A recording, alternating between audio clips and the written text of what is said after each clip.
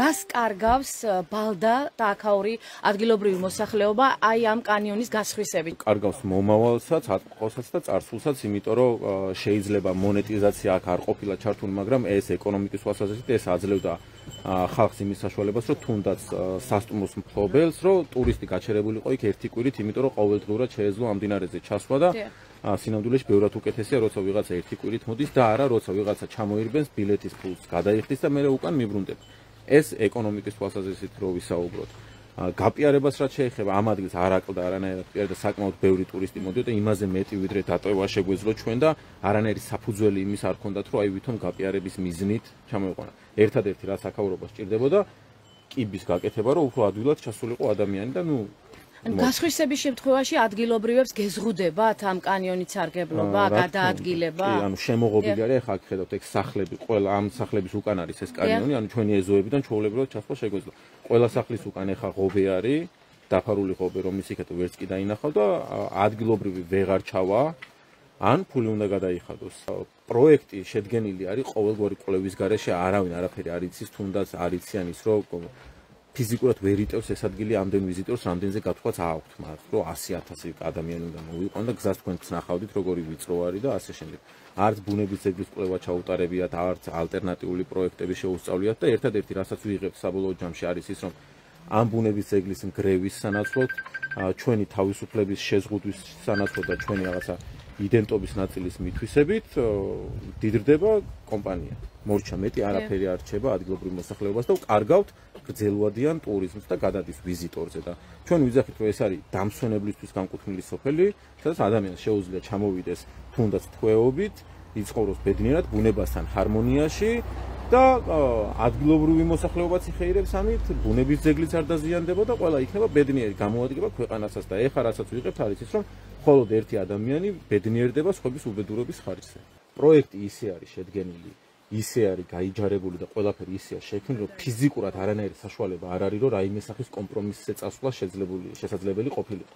ანუ გამოდის რა, რომ ჩვენ თუ არ დავბრუნდით იმ წერტილში, რა წერტილშიც დაირღვა ჩვენი უფლებები, მაშინ საბოლოო ჯამში გამოდის, რომ ყველაფერი ტყუილად ყოფილა. პირობა ჩანს, რომ მივიდეს საქმე სასამართლომდე, რომ სასამართლოში არის საქმე. არა, რომ მივიდეს გაუქმებამდე.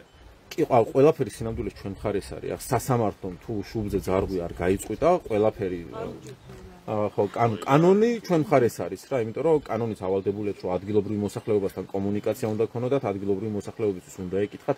მერმა მოაწერა პროექტს ხელი, ისე რომ საერთოდ არაფერი არ იცოდა, ისიც კი არ შემოწმებია მანქანების სადგომი იყო თუ არა გათვალისწინებული პროექტში, იმიტომ რომ როიძახის ადამიანი 100,000 ვიზიტორი მომყავსო, სადაჩერებებს ეს არის ყველაზე დიდი სივრცე მიმდებარე ტერიტორიაზე. და რო უკითხეს რომ ხო ეხლა მეო ასე მითხეს რომ სტაიანკას მოუხერხებთ რამეს და მოუწერეო ხელია. და ეხლა იქ ხო იცით როგორ ხდება რა, პირდაპირ ეტყვიან მოაწერე ხელი, ის ადგება და მოაწერს ხელს, თორე ვიცით ვინ უთხრა? რა? ატყდა ვინ უთხრა თუ ეს? დაცულებს აბრალე ერთმანეთისკენ დაცულები იშვერს მერიისკენ ხელს, მერია იშვერს დაცულებისკენ ხელს და ესე ერთმანეთის გადაბრალებაში არიან 24 საათი. 380-მდე ხელმოწერა, ანუ 80%-ზე მეტის ხელმოწერა გვაქვს ჩვენ.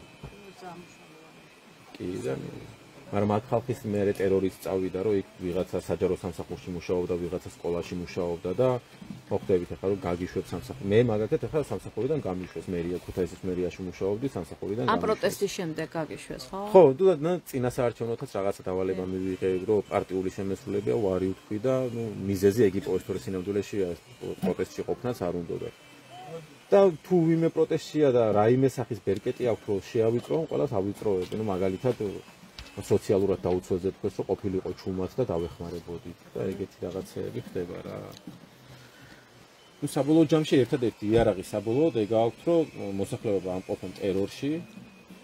აი თუნდაც იმაში რომ დავდივართ, ხსენაკში გვაქვს სასამართლოები და აქედან წარმოგიდგენთ 5 მანქანით რომ წავა 30 ადამიანი და უცებ კომპანია არ გამოცხადდება.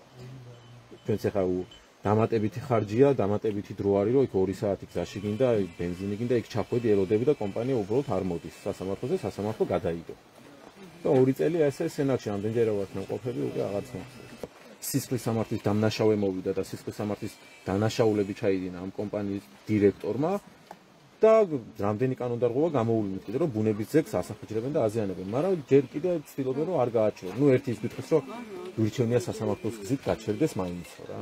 სწორთან ახლა უკვე ფიზიკური დაპირისპირება რო დაიწყო და ხალხის ცემა რო დაიწყო, უკვე მან გაწყდა რა თქმა უნდა, ანუ ფიზიკურად რო იძალა და ბოლოს ერთ-ერთ ჩვენგანზე ჯგუფურად დაესხნენ თავს და მაგ დღის მერე ჩვენ გზა გადავუკეტეთ ინვესტორს და აღარ უშვებთ სოფელში და მის მერე კომუნიკაცია აღარ აქვს შესაბამისად რა.